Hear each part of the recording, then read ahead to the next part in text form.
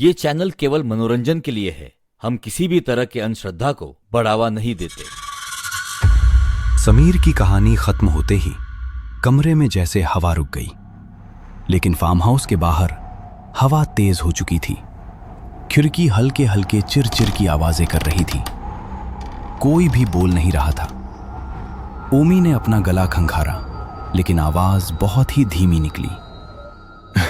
भाई, वो लिफ्ट वाला हिस्सा, सच में यार, ऐसा लगा जैसे खुद फंस गया था अंदर।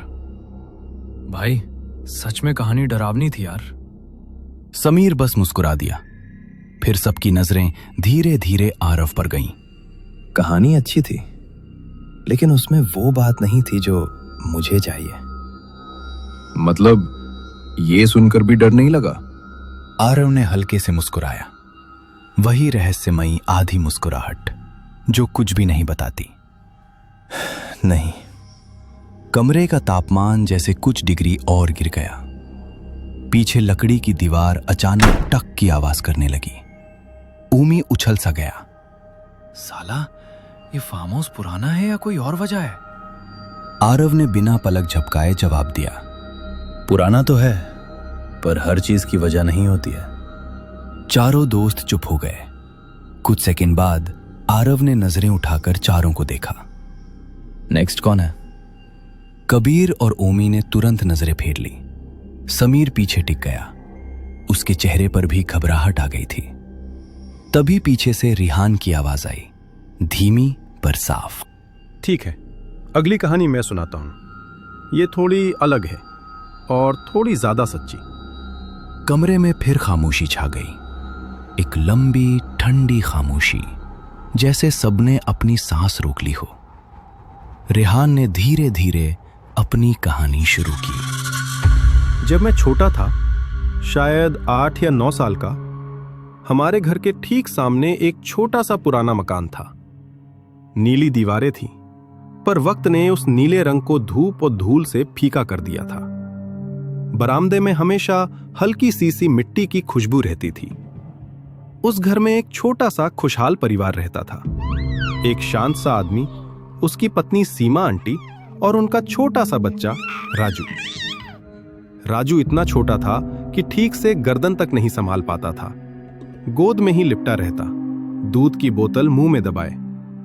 उसकी कलाई में छोटी सी काली डोरी बंधी रहती थी और वो हर थोड़ी देर में की मीठी आवाज कर देता था। सीमा आंटी बहुत सौम्य थी। माथे पर छोटी सी बिंदी, बाल हमेशा हल्के से पीछे बंधे और गोद में बच्चा लिए बरामदे में खड़ी रहती। जैसे ही मेरी मां बाहर आती, सीमा आंटी मुस्कुराकर बोल पड़ती, भाभी देखिए ना, आज राजू ने पहली बार खिलखिलाकर हंसा है। मां भी हंसते हुए उनके पास जाकर राजू के गाल छू लेती। मैं थोड़ा दूर खड़ा रहता, लेकिन अक्सर राजू की आंखें मुझे देख ही लेती और वो अपनी गोल गोल काली आंखों से मुझे ऐसे घूरता मानो पहचान रहा हो। मुझे याद है, शाम को जब मोहल्ले के बाकी लोग अपने अपने काम में व्यस्त होते, तब उस घर के बरामदे से केवल 2 आवाजें आती, सीमा आंटी की चूड़ियों की मधुर खनक और राजू की छोटी छोटी हंसी। उनकी इस छोटी सी दुनिया में इतनी गर्माहट थी कि पूरा मोहल्ला उस तरफ से गुजरते हुए खुश हो जाता था। किसी को क्या पता था, कुछ ही दिनों में वही घर डर, खामोशी और चीखों का अड्डा बन जाएगा। सब ठीक ही चल रहा था, जब तक कि उस शाम ने सब कुछ बदल नहीं दिया। शाम का वक्त था। राजू के पापा उसे आंगन में लिए खड़े थे। राजू दूध पीकर उनींदा सा था। सीमा आंटी तभी रसोई में थीं। रात के खाने की तैयारी चल रही थी। मोहल्ले में इस वक्त हर घर में खाना बनता था। हर तरफ हल्की हल्की सब्जी छौंकने और मसालों की खुशबू तैर रही थी। लेकिन उसी खुशबू के नीचे बहुत हल्का, इतना हल्का कि किसी ने ध्यान ही नहीं दिया, सीमा आंटी की रसोई में गैस धीरे धीरे भरती जा रही थी। उसी समय राजू अचानक जोर जोर से रोने लगा। उसके पापा ने उसे गोद में उठाकर धीरे धीरे झुलाया, खिलाया, चुप कराने की कोशिश की, पर उसका रोना और बढ़ता गया। बेबस होकर वो घर की ओर मुड़े। सीमा, देखो ना, राजू बस इतना ही कहा था कि धड़ाम एक जोरदार धमाका हुआ। खिड़कियां हिल गईं, दरवाजा भीतर से चटक गया। रसोई के छोटे से चौखट से आग और धुआं एक साथ बाहर उछला। आंगन में खड़े राजू के पापा चीख पड़े, सीमा! पूरा मोहल्ला बाहर निकल आया। लोग दौड़े, दरवाजे पर पानी फेंका गया, पर रसोई इतनी तेजी से जली कि अंदर जाना लगभग नामुमकिन था। कुछ मिनटों बाद जब पड़ोसी किसी तरह दरवाजा तोड़कर अंदर पहुंचे, सीमा आंटी बुरी तरह झुलसी मिली, पर जिंदा थी। उनकी सांस टूटी हुई थी, पर चल रही थी। उन्हें तुरंत अस्पताल ले जाया गया। उनकी चीखें, दर्द से भरी आवाजें, वो रात आज तक मेरे कानों में कैद है। 3 दिन तक पूरा मोहल्ला इंतजार में था। हर किसी की नजरें अस्पताल की तरफ थीं। लेकिन तीसरी सुबह उनके पति की आंखों में सूख चुका रोना और हथेलियों में राजू की छोटी उंगली थी जब वो लौटे। कोई चीख नहीं, कोई शोर नहीं, बस एक भरी हुई खामोशी।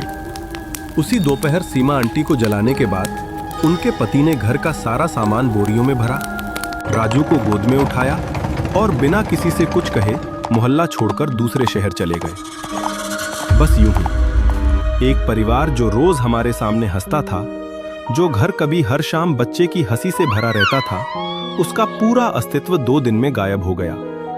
दरवाजे बंद हो गए, खिड़कियों पर धूल जमने लगी, आंगन की मिट्टी सूख गई और वो घर कुछ ही दिनों में खामोशियों और डर की एक परत से ढक गया। कुछ दिन बीत गए, सब चुप, सब शांत। लेकिन फिर एक रात दरवाजे पर दस्तक हुई। मेरी मां नींद में हिली। पापा उठे, दरवाजा खोलने ही वाले थे कि मां ने उनका हाथ पकड़ लिया। वहीं बाहर से एक आवाज आई, भाभी, भाभी दरवाजा खोलो, मेरा राजू कहाँ गया, मेरा बेटा राजू। मेरी नींद खुल गई। आवाज सुनकर मेरे रोंगटे खड़े हो गए। सीमा की आवाज है। लेकिन वो तो मर गई है। बाहर से फिर आवाज आई, इस बार जोर से, रोते हुए, मेरा राजू कहाँ है, मेरा बच्चा? भाभी दरवाजा खोलो। पापा ने दरवाजा खोलने की कोशिश की। मां ने फिर रोका, कभी मत खोलना, ये इंसान की आवाज नहीं है। उस रात दरवाजे पर दस्तक तब तक होती रही जब तक सूरज नहीं उगा। लेकिन डर की असली शुरुआत तो उसके बाद हुई। अगली रात फिर वही आवाज, फिर अगली, फिर अगली। हर बार बस एक ही बात, मेरा राजू दरवाजा खोल दो, मुझे मेरा बच्चा चाहिए। हमारे पड़ोसी भी सुनते थे, लेकिन कोई दरवाजा नहीं खोलता।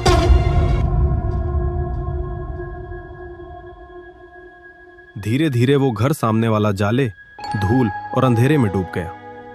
एक भरी पूरी फैमिली का घर अब डर और गंध से भर गया था। दिन में बच्चे आंगन में खेलते थे, मैं भी। मां सावधान करती थी, उस घर के पास मत जाना, अंदर मत झांकना। लेकिन बच्चे बच्चे ही होते हैं। डांट, चेतावनी, डर सब 2 मिनट में भूल जाते हैं। एक दिन शाम को हम सब आंगन में खेल रहे थे। हवा में धूल उड़ रही थी, सूरज ढल रहा था और उस जले हुए घर की खामोशी हमेशा की तरह पीछे कहीं ठहरी हुई थी। उसी समय मेरी गेंद उछलकर सीधे उस घर के अंदर चली गई। सभी बच्चे एक साथ चीखे, नहीं, उधर मत जाना, और सब भाग गए। पर मैं वहीं खड़ा रह गया। मैंने सोचा, अंदर कोई नहीं है, ज्यादा से ज्यादा धूल होगी, डर किस बात का। और मैंने कदम बढ़ा दिए। घर की दहलीज पार करते ही अजीब सी ठंडक शरीर में घुस गई। अंदर धूल इतनी थी कि मेरे कदमों के निशान तक साफ दिख रहे थे। दीवारें काली थीं, जली हुई। लकड़ी की अलमारियां आधी पिघली हुई सी। हवा में एक अजीब बदबू, जली हुई त्वचा और मिट्टी का मिश्रण, इतनी तेज कि मेरा गला कस गया। पूरा घर इतना शांत था कि अपनी ही धड़कन मेरे कानों में गूंजती महसूस हो रही थी। मेरी गेंद दीवार के कोने में पड़ी थी। मैं धीरे धीरे झुककर उसे उठाने लगा और जैसे ही मैं मुड़ा,